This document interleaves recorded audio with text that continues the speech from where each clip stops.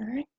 Oh, wait, when I try to press record, it says, please request record permission from the meeting host. Mine says the same. Oh, mine does too. Okay, well, I'll go ahead and then I'm the one recording. So y'all can just talk and it's recording on my end. Okay. Okay, so I had point of view and I took some notes on point of view. It's literally just kind of like the place in which you view something or you're speaking. It includes what you're looking at and the way you see things. Make sure that we understand the limitations of your points of which you're talking about and consider relevant point of views. So questions to check our point of view would be like, how am I looking at a situation? What am I focused on? How am I seeing it?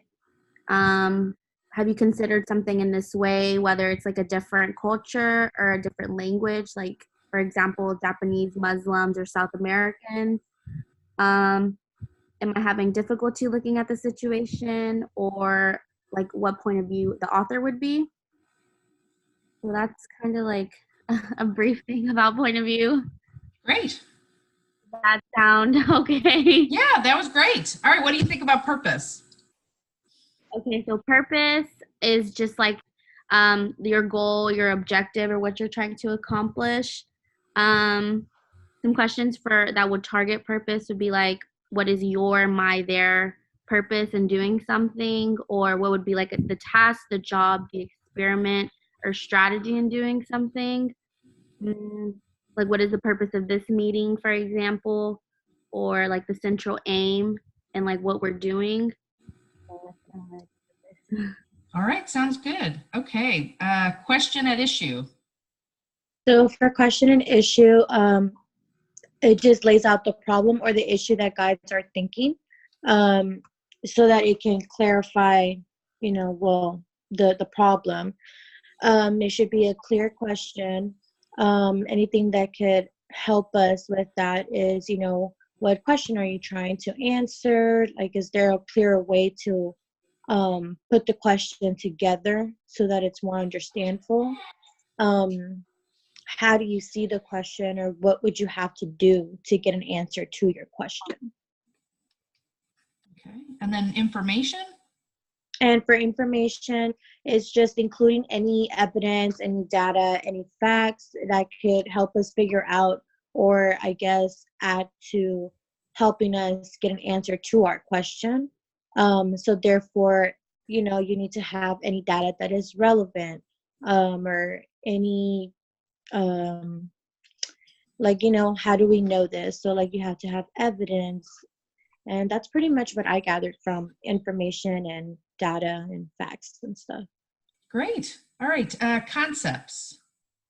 So for concepts, they are theories or definitions that we use when thinking to try to make sense of things.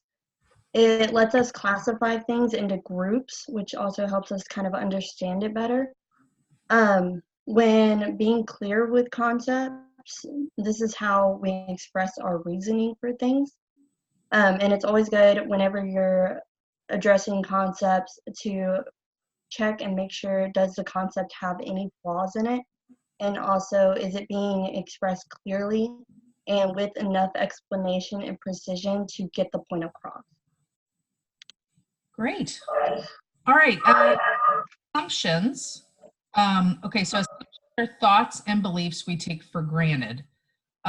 When everyone comes into something with assumptions, but it is important to self-reflect and analyze what impact your assumptions may have on a situation.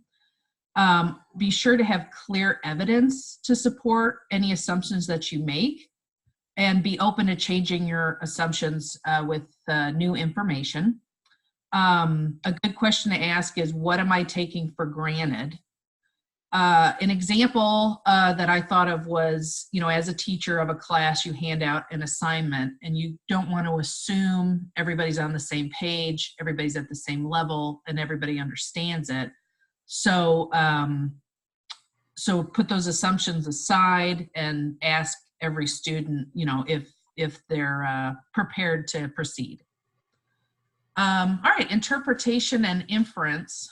So once you have everything collected and all your facts and everything, you can come to a conclusion. So you take in all the data, and a good question to ask is, what are you basing your reasoning on? Okay, and then let's see, we've got implications and consequences.